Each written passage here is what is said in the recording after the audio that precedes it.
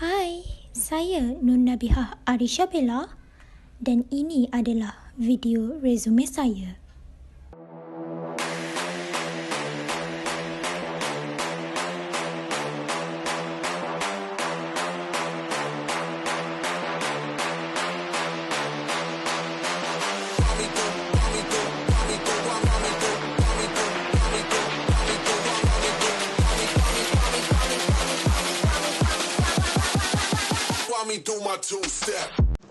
Hai, nama diberi Nur Nabihah Arisha Bella binti Abdul Razif, berumur 19 tahun. Saya pernah bersekolah di Sekolah Rendah Kebahasaan Rusila dan berjaya memperolehi 5A di dalam UPSR. Sejurus itu, saya menyambung pelajaran saya di Maktab Rendah Sains Mara Kuala Berang, memperolehi 9A di dalam PT3 dan juga 8A di dalam SPM. Ketika sekolah rendah, saya telah mewakili sekolah saya di dalam sukan dan telah memenangi 3 tahun berturut-turut sebagai johan di dalam kategori 12 tahun ke bawah. Ketika di alam sekolah menengah pula, saya telah dilantik sebagai Setiausaha Badan Perwakilan Pelajar Sesi 2017-2018. Sejurus di sekolah menengah, saya telah mendapat jawatan sebagai Korporal Kadet Polis dan telah memegang beberapa skuad di bawah saya. Selain itu, saya juga mendapat gelaran penembak terbaik di Perkemahan Antarabangsa Kor Kadet Polis peringkat MRSM. Sejurus saja menambahkan sijil pelajaran Malaysia di MRSM, saya menyambung pelajaran saya di Kolej Matrikulasi Pahang dan telah mendapat pointer CGPA 3.95 pada tahun pertama. Sejurus menghabiskan pelajaran saya di Kolej Matrikulasi Pahang, saya bercadang untuk menyambung pelajaran saya di dalam program Ijazah Sarjana Muda Farmasis di Universiti Malaya. Anda ingin menggambarkan saya dalam 3 perkataan, saya seorang yang beramah, seorang yang bertanggungjawab dan seorang yang menepati masa. Untuk sebarang pemberitahuan, anda boleh menghubungi saya di laman sosial berikut.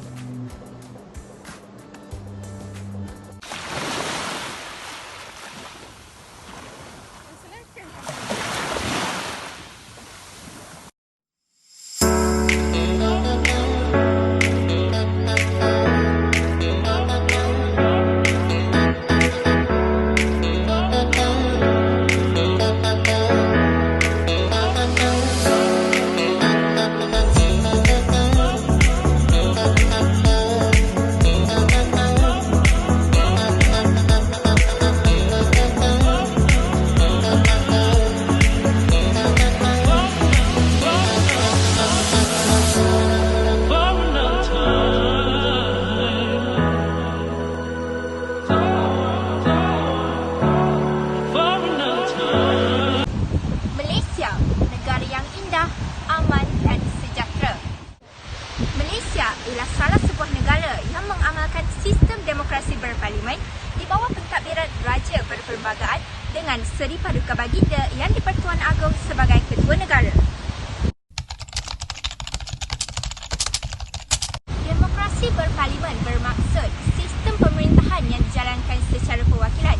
Hal ini bermaksud rakyat melibatkan diri dalam sistem pemerintahan negara, manakala raja-raja sebagai lambang taat setia rakyat. Malaysia telah mengamalkan sistem demokrasi berparlimen sejak Tanah Melayu mencapai kemerdekaan lagi. Ciri-ciri demokrasi berparlimen: perlembagaan, raja berperlembagaan, parti-parti politik, pilihan raya, badan perundangan dan badan kehakiman.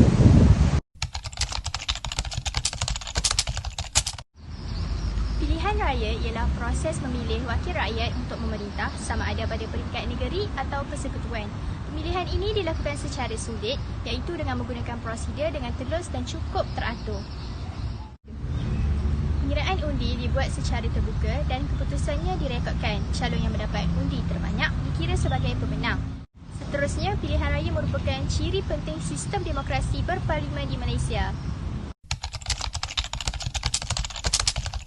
Terdapat beberapa proses pilihan raya di Malaysia.